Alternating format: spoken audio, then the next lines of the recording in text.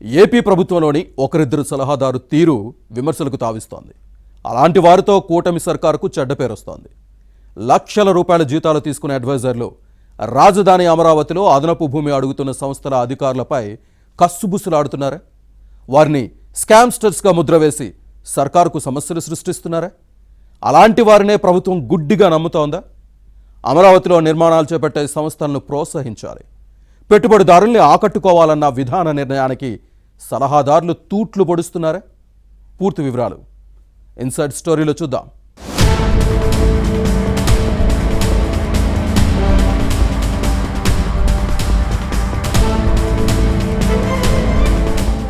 AP ప్రభుత్వంలో పనిచేస్తున్న కొందరు సలహాదారులు అతి చేస్తున్నారన్న విమర్శలున్నాయి. తమ ప్రవర్తనతో ప్రభుత్వాన్ని ఇరుకున పెడుతున్నారు, చిక్కులు సమస్యలు సృష్టిస్తున్నారు. రాజధాని నిర్మాణంలో భాగమవుతూ అదనపు భూమి కావాలని అడిగితే వెనక ముందు ఆలోచించకుండా, పూర్వాపరాలు పరిశీలించకుండా వ్యతిరేక వ్యాఖ్యలు చేయడం విమర్శలకు తావిస్తోంది. అలాంటి సలహాదారులతో రాజధాని అమరావతి అభివృద్ధికి ఆటంకమనే వాదనలు ఉన్నాయి.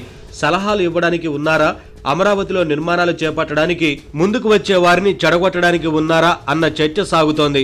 అమరావతి అభివృద్ధి చెందాలి, నిర్మాణాలు చేపట్టిన సంస్థలకు అదనపు భూమి అడిగితే పరిశీలించి అన్ని సవ్యంగా ఉంటే కేటాయించాలన్న ప్రభుత్వ విధాన నిర్ణయానికి వ్యతిరేకంగా ఏపీ ప్రభుత్వ సలహాదారు వ్యవహరిస్తున్నారన్న విమర్శలు ఉన్నాయి.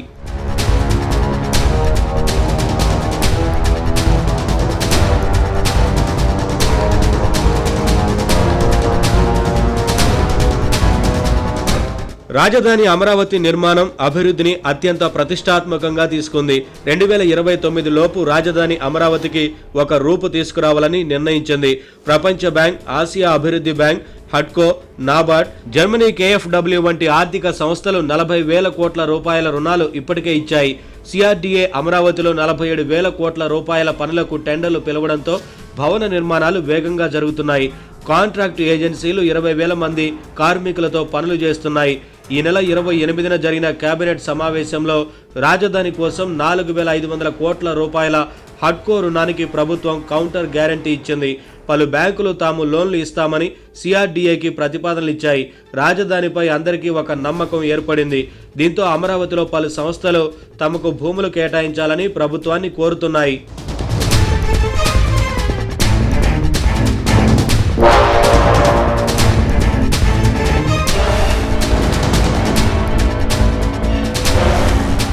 ఈ క్రమంలోనే రాష్ట్ర ప్రభుత్వ సమన్వయంతో నడుస్తున్న ఒక సంస్థ ఉన్నతాధికారి తాము చేపట్టిన కార్యాలయ నిర్మాణానికి అదనపు భూమి కావాలన్న ప్రతిపాదనతో సలహాదారుని కలిశారు. ఇలాంటి వారిని ప్రోత్సహించాల్సిన అడ్వైజర్ తన వ్యాఖ్యలతో కించపరిచారన్న ప్రచారం జరుగుతోంది. ఆ నిర్మాణం భారీ కుంభకోణమన్న కామెంట్స్ ఆ అధికారిని ఇబ్బంది పెట్టాయి. హైదరాబాద్లో MR ప్రాపర్టీస్, ఇతర ప్రాజెక్టులన్నీ పెద్ద స్కామ్ అని చెప్పుకొచ్చారు. ఆ ఉన్నతాధికారి గతంలో చంద్రబాబు దగ్గర పనిచేశారన్న విషయం సలహాదారుడికి తెలియకపోవడంతో ఇష్టారాజ్యంగా చెడామడా తిట్టారన్న వాదనలు ఉన్నాయి. ఆ సలహాదారు 6 లక్షల రూపాయల జీతం తీసుకోవడమే కాకుండా ముఖ్యమంత్రి చంద్రబాబు నాయుడు, మంత్రి నారా లోకేష్ బ్రెయిన్ చైల్డ్గా ఉన్న ఆ సంస్థ పెద్ద స్కామ్ అని ఏ ధైర్యంతో చెప్పారన్న చర్చ జరుగుతోంది. పైగా హైదరాబాద్ MR ప్రాపర్టీస్ చంద్రబాబు హయాంలో చేపట్టిన ఇతర ప్రాజెక్టులు భారీ కుంభకోణమని ఆ సలహాదారు సెలవివ్వడంతో కంగు తినడం సదరు సంస్థ ఉన్నతాధికారి వంతైంది. దీంతో ఆ అధికారి తనకు ఎదురైన చేదు అనుభవాన్ని తోటి ఉద్యోగులకు చెప్పి ఆవేదన వ్యక్తం చేశారు.